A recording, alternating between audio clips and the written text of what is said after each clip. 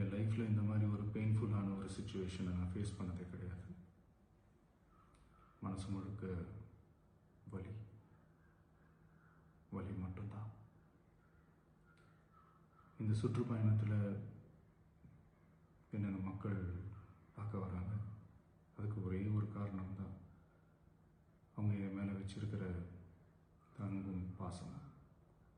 அந்த அன்புக்கும் பாசத்துக்கும் நான் எப்பவும் கடமைப்பட்டிருக்கிறேன்.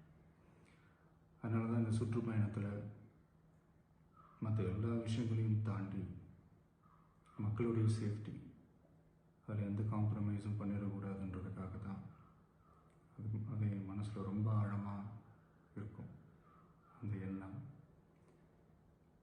அதனால தான் இந்த அரசியல் காரணங்கள் எல்லாத்தையும் தவிர்த்துட்டு ஒதுக்கி வச்சுட்டு மக்களுடைய சேஃப்டி மட்டும் மைண்டில் வச்சுக்கிட்டு அதுக்கான இடங்களை சூஸ் பண்ணுறது, அதுக்கான இடங்களை பார்த்து பெர்மிஷன் கேட்குறது, போலீஸ் டிபார்ட்மெண்ட்டில் அதை ரிக்வெஸ்ட் பண்ணி கேட்போம்.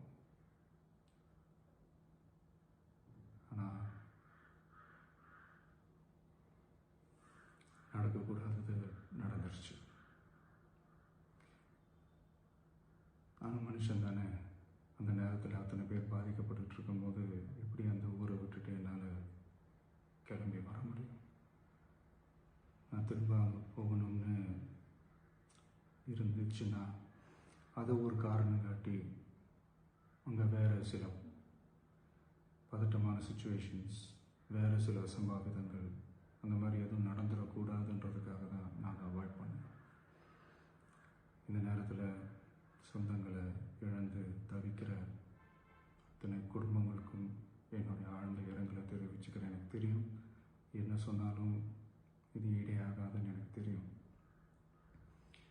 ஹாஸ்பிட்டலில் ட்ரீட் பண்ணிகிட்ருக்கிற எல்லாருமே சீக்கிரமாக க்யூர் ஆகி வரணுன்றதை இந்த நேரத்தில் நான் வேண்டிக்கிறேன்.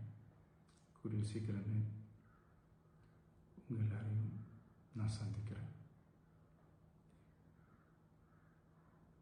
இந்த நேரத்தில் எங்களுடைய